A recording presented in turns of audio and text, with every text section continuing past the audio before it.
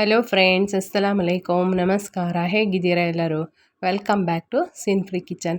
ಇವತ್ತು ನಾನೊಂದು ತುಂಬ ಟೇಸ್ಟಿಯಾದ ಅಷ್ಟೇ ಸುಲಭವಾಗಿ ಮಾಡುವಂತಹ ಈವ್ನಿಂಗ್ ಸ್ನ್ಯಾಕ್ಸ್ ರೆಸಿಪಿಯನ್ನು ನಿಮ್ಮೊಂದಿಗೆ ಶೇರ್ ಮಾಡ್ತಿದ್ದೀನಿ. ರೆಸಿಪಿಯಾಗಿ ತುಂಬ ಟೇಸ್ಟಾಗಿರುತ್ತೆ. ನೀವು ಒಂದು ಸತಿ ಟ್ರೈ ಮಾಡಿ ನೋಡಿ. ಇದನ್ನು ರೆಸಿಪಿ ಸ್ಟಾರ್ಟ್ ಮಾಡೋಣ ಬನ್ನಿ. ಮೊದಲಿಗೆ ನಾನು ಇದಕ್ಕೆ ಒಂದು 3 ನೇಂದ್ರ ಬಾಳೆಹಣ್ಣನ್ನು ತೊಗೊಂಡಿದ್ದೀನಿ. ಇದು ಹಣ್ಣಾಗಿರುವಂಥ ನೇಂದ್ರ ಬಾಳೆಹಣ್ಣು ತೊಗೋಬೇಕು. ಇದು ಕಾಯಿಯಲ್ಲಿ ಅಷ್ಟು ಚೆನ್ನಾಗಾಗಲ್ಲ, ಹಣ್ಣಾಗಿರಬೇಕು. ನೋಡಿ, ನಾನು ಇದು 3 ಬಾಳೆಹಣ್ಣನ್ನು ತೊಗೊಂಡಿದ್ದೀನಿ. ಇದನ್ನು ನಾನೀಗ ಈ ಸೈಜಲ್ಲಿ ಇದನ್ನು ಕಟ್ ಮಾಡಬೇಕು. ಇದರ ಸಿಪ್ಪೆ ತೆಗೆದು 2 ಸೈಡನ್ನು ಕಟ್ ಮಾಡಿ ಇದರ ಸಿಪ್ಪೆ ತೆಗೆದು ಇದನ್ನು ಈ ಥರ ಕಟ್ ಮಾಡಿ ಇಟ್ಕೋಬೇಕು. ಇದು ತುಂಬ ದಪ್ಪಗೆ ಕಟ್ ಮಾಡಬೇಕು. ತುಂಬ ತೆಳ್ಳಗೆ ಕಟ್ ಮಾಡಿದ್ರೆ ಅಷ್ಟು ಚೆನ್ನಾಗಿ ಬರಲ್ಲ. ನೋಡಿ, ಈ ಥರ ದಪ್ಪಕ್ಕೆ ಕಟ್ ಮಾಡಿ ಇಟ್ಕೋಬೇಕು. ಈಗ ಒಂದು ಬೌಲ್ ತಗೊಂಡು ಅದಕ್ಕೆ ನಾನು 2 ಸ್ಪೂನ್ ಆಗುವಷ್ಟು ಸಕ್ಕರೆನ ತೊಗೊಂಡಿದ್ದೀನಿ. ಸಕ್ಕರೆನ ತಗೊಂಡು ಇದಕ್ಕೆ ನಾನು 1 ಟೀ ಸ್ಪೂನ್ ಆಗುವಷ್ಟು ಅರಿಶಿಣದ ಪುಡಿಯನ್ನು ಹಾಕಿ ಇದಕ್ಕೆ 1 ಕಪ್ಪು ನೀರನ್ನು ಹಾಕಿ, ಇದು ಬಿಸಿ ನೀರಲ್ಲ, ತಣ್ಣೀರನ್ನು ಹಾಕಿ ಸಕ್ಕರೆ ಕರಗುವಷ್ಟು ಇದನ್ನು ಚೆನ್ನಾಗಿ ಕಲಿಸ್ಬೇಕು. ಹೀಗೆ ಕಲಿಸಿದ ಮೇಲೆ ಸಕ್ಕರೆ ಎಲ್ಲ ಕರಗಿದ ಮೇಲೆ ಇದಕ್ಕೆ ನಾನು 1 ಕಪ್ ಆಗುವಷ್ಟು ಮೈದಾ ಹಿಟ್ಟನ್ನು ಹಾಕಿದ್ದೀನಿ.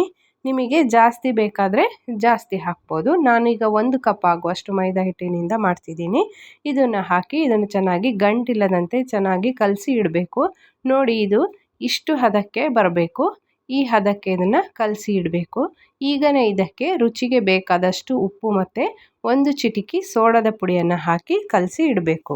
ಬಾಣಲಿಯಲ್ಲಿ ಎಣ್ಣೆ ಕಾಯಕ್ಕೆ ಇಟ್ಟು, ಎಣ್ಣೆ ಕಾದ ಮೇಲೆ ನಾವು ಕಲಸಿ ಇಟ್ಟ ಹಿಟ್ಟಿನಲ್ಲಿ ಈಗ ನಾವು ಕಟ್ ಮಾಡಿಟ್ಟ ಬಾಳೆಹಣ್ಣನ್ನು ಮುಳುಗಿಸಿ ಇದನ್ನು ಬೋಂಡ ಥರ ಇದನ್ನು ಫ್ರೈ ಮಾಡಬೇಕು. ನೋಡಿ, ಒಂದೊಂದೇ ಬಾಳೆಹಣ್ಣನ್ನು ತಗೊಂಡು ಹಿಟ್ಟಲ್ಲಿ ಅದ್ದಿ ಇದನ್ನು ನಾನು ಕಾದ ಎಣ್ಣೆಯಲ್ಲಿ ಫ್ರೈ ಮಾಡ್ತಿದ್ದೀನಿ.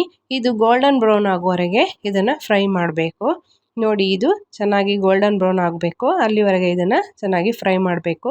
ಇದು ತುಂಬ ಟೇಸ್ಟಿಯಾಗಿ ಬರುತ್ತೆ ಮತ್ತು ತುಂಬ ಕ್ರಿಸ್ಪಿಯಾಗಿ ಸೂಪರಾಗಿ ಇರುತ್ತೆ. ನೋಡಿ, ಈಗ ಇದು ಗೋಲ್ಡನ್ ಬ್ರೌನ್ ಆಗಿದೆ. ಇಷ್ಟ ಆದರೆ ಸಾಕು. ಆದಮೇಲೆ ಇದನ್ನು ತೆಗೆದಿಟ್ರೆ ಆಯಿತು. ಫ್ರೆಂಡ್ಸ್, ಇದು ಮಾಡೋದು ತುಂಬ ಈಸಿಯಾಗಿದೆ ಮತ್ತು ತಿನ್ನೋಕ್ಕೂ ತುಂಬ ಟೇಸ್ಟಾಗಿರುತ್ತೆ. ಇದು ಈವ್ನಿಂಗ್ ಸ್ನ್ಯಾಕ್ಸಿಗೆಲ್ಲ ತುಂಬ ಟೇಸ್ಟಾಗಿರುತ್ತೆ. ನೋಡಿ, ಬಿಸಿ ಬಿಸಿಯಾಗಿ ಹೊರಗೆ ಕ್ರಿಸ್ಪಿಯಾಗಿ ಒಳಗೆ ಸ್ಮೂತಾಗಿ ಎಷ್ಟು ಚೆನ್ನಾಗಿ ಬಂದಿದೆ ಅಂತ ನೋಡಿ. ಟ್ರೈ ಮಾಡಿ ನೋಡಿ, ತುಂಬ ಟೇಸ್ಟಾಗಿರುತ್ತೆ. ಇದು ಟೀ ಜೊತೆಗೆ ತಿನ್ನೋಕ್ಕೆ ತುಂಬ ಟೇಸ್ಟಾಗಿರುತ್ತೆ. ಫ್ರೆಂಡ್ಸ್, ಈ ವಿಡಿಯೋ ಇಷ್ಟ ಆದರೆ ಲೈಕ್ ಮಾಡಿ, ಶೇರ್ ಮಾಡಿ, ಕಮೆಂಟ್ ಮಾಡಿ. ಹೊಸದಾಗಿ ವಿಡಿಯೋ ನೋಡುವವರು ಪ್ಲೀಸ್ ಸಬ್ಸ್ಕ್ರೈಬ್ ಮಾಡಿ. ಸಿಂಪ್ಲಿ ಕಿಚನ್ಗೆ ಸಪೋರ್ಟ್ ಮಾಡಿ. See you on next video. Bye bye.